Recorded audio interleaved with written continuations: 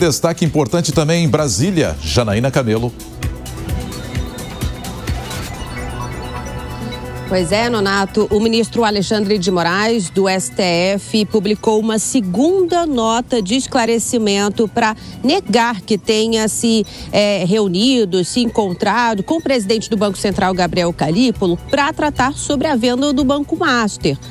O presidente, o ministro do STF, o ministro do Supremo, ele tem tentado se explicar sobre notícias de que ele teria procurado o presidente do Banco Central para falar sobre a venda do Banco Master ao BRB, o Banco de Brasília, o banco aqui do Distrito Federal, um contrato bilionário, mas que acabou não acontecendo. E segundo notícias, o ministro teria tentado convencer o presidente do Banco Central na época de que essa negociação valeria a pena, de que essa venda deveria acontecer, porque na época o Banco Central estava analisando ali os tratados, os acordos dessa negociação bilionária, mas que acabou não acontecendo. E essas notícias envolvendo o ministro do Supremo e o presidente do Banco Central acontece toda num contexto em que o escritório de advocacia da esposa do ministro Alexandre de Moraes, Viviane Barsi de Moraes, tem um contrato milionário para defender negócios do Banco Master.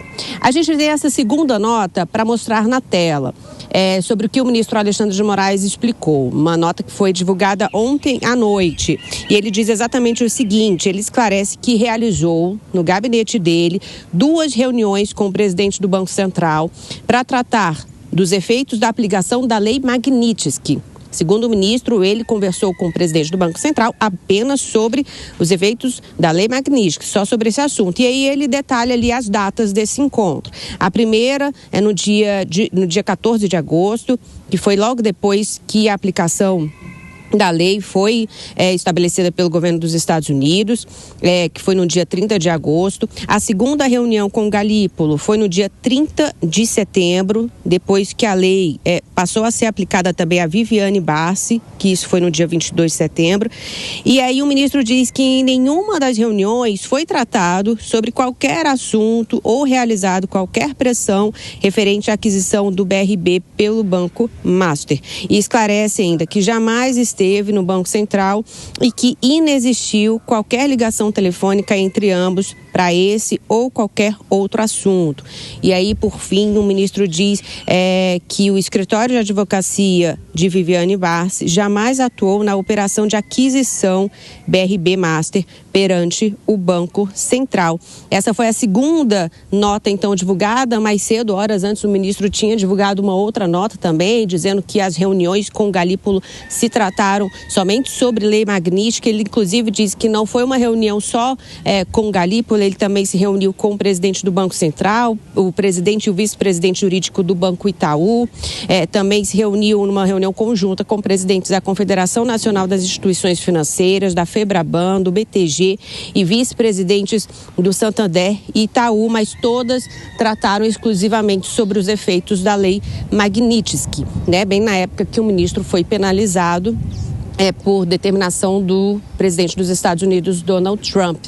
Agora, Nonato, Paula, muito se discute entre especialistas que o ministro teria, nessas ocasiões, se de fato ele teria tratado sobre o Banco Master, se ele teria cometido o crime de advocacia administrativa, Segundo ali o Código Penal, o crime de advocacia administrativa acontece quando o servidor público patrocina, direta ou indiretamente, um interesse privado perante a administração pública, usando ali a sua qualidade de funcionário para obter vantagens. Mas até agora, o ministro Alexandre de Moraes nega que tenha tratado sobre assunto de Banco Master com o presidente do Banco Central. Nonato e Paula. Janaína Camelo, direto de Brasília, assunto para a gente continuar acompanhando, monitorando de perto, certamente você terá as informações aqui na Jovem Pan. Obrigado, viu, Janaína?